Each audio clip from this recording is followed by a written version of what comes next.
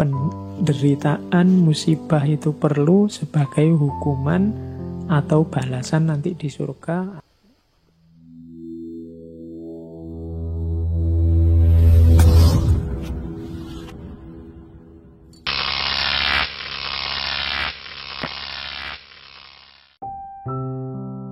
Bahwa penderitaan itu perlu loh. Mengapa kok perlu? Kan ada jawaban yang pertama begini. Kenapa kok harus ada penderitaan dalam hidup? Ada jawaban, penderitaan itu hukuman atas orang-orang yang berdosa. Penderitaan itu ujian biar nanti orang dihapus dosanya, kemudian bisa masuk surga. Penderitaan itu untuk membuat orang semakin sadar dan semakin bermoral.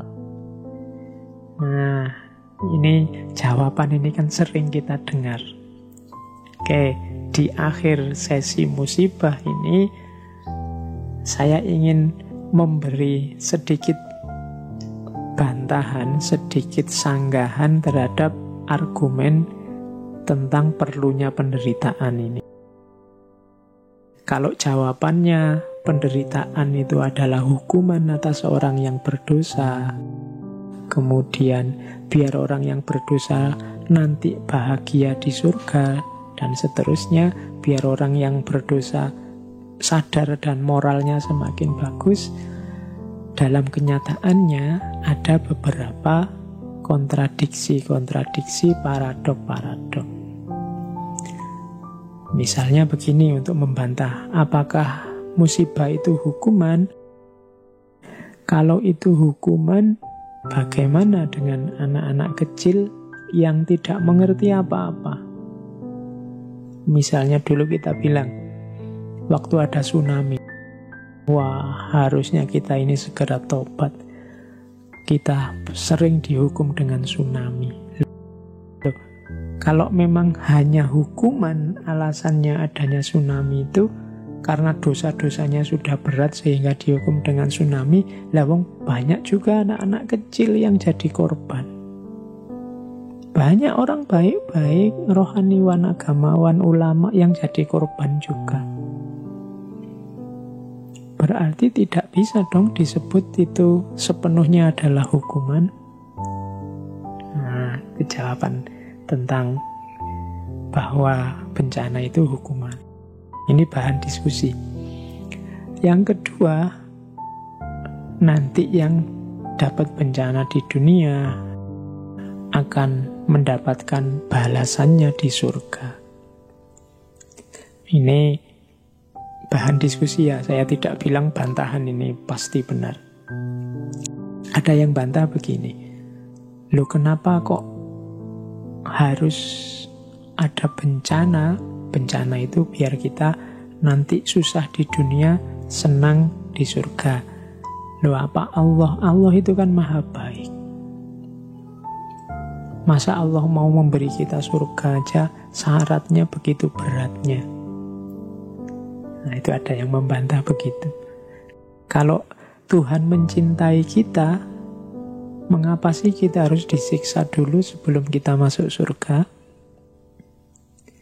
Nah, ini kritik terhadap yang menjawab tadi bahwa hukuman dengan bencana itu nantinya akan mendapat balasan di surga. Terus yang ketiga tadi juga bilang, loh ini biar moralnya orang jadi baik no. Dengan bencana kan nanti orang jadi sadar. Dalam kenyataannya ada loh yang gara-gara bencana orang tidak jadi sadar, tapi malah putus asa, merasa hidupnya hancur. Jangan-jangan juga malah ada yang murtad gara-gara ada bencana. Nah ini juga bahan. Saya bilang tadi, apapun itu kalau masih pemikirannya manusia, pasti ada celah-celah yang bisa didiskusikan. Karena manusia cirinya tidak sempurna. Terus, Itu jawaban pertama kalau ada yang bilang penderitaan, musibah itu perlu sebagai hukuman atau balasan nanti di surga, atau demi orang naik level semakin baik secara moral.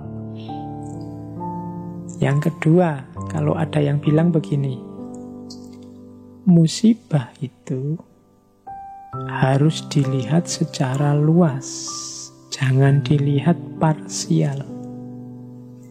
Coba kita cek, jumlah orang yang mengalami musibah pasti lebih sedikit daripada orang yang tidak mengalami musibah.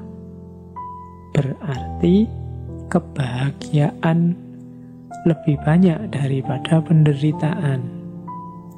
Secara umum alam ini sebenarnya tertib. Nah, ini jawaban ini juga bisa dibantah.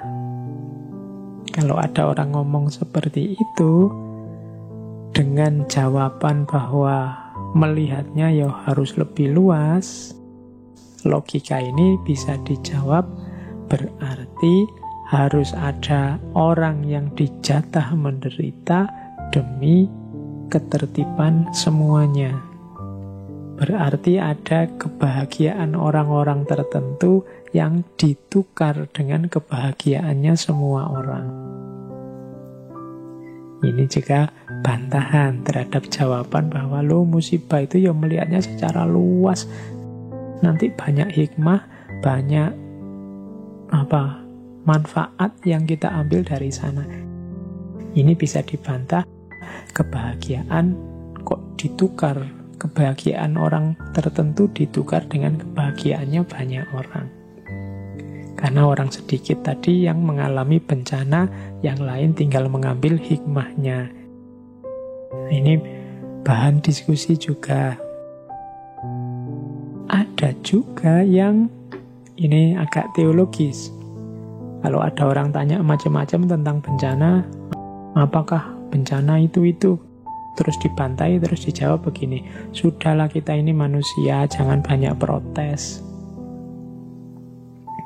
Allah lebih tahu segalanya, sudahlah diam saja. Ya, kalau ini bisa dibantahnya gampang. Lu masa orang yang mengalami kesulitan, orang yang merasa diperlakukan tidak adil, tidak boleh protes. Allah kan maha baik, Allah kan maha kuasa, tidak apa-apa dong kita mengadu padanya. Itu contoh bantahannya. Nah, jadi ini sesi teodisi. Teodisi itu memang salah satu cabang yang sampai hari ini tidak selesai membahas tentang penderitaan, musibah, bencana, dan dihubungkan dengan Tuhan.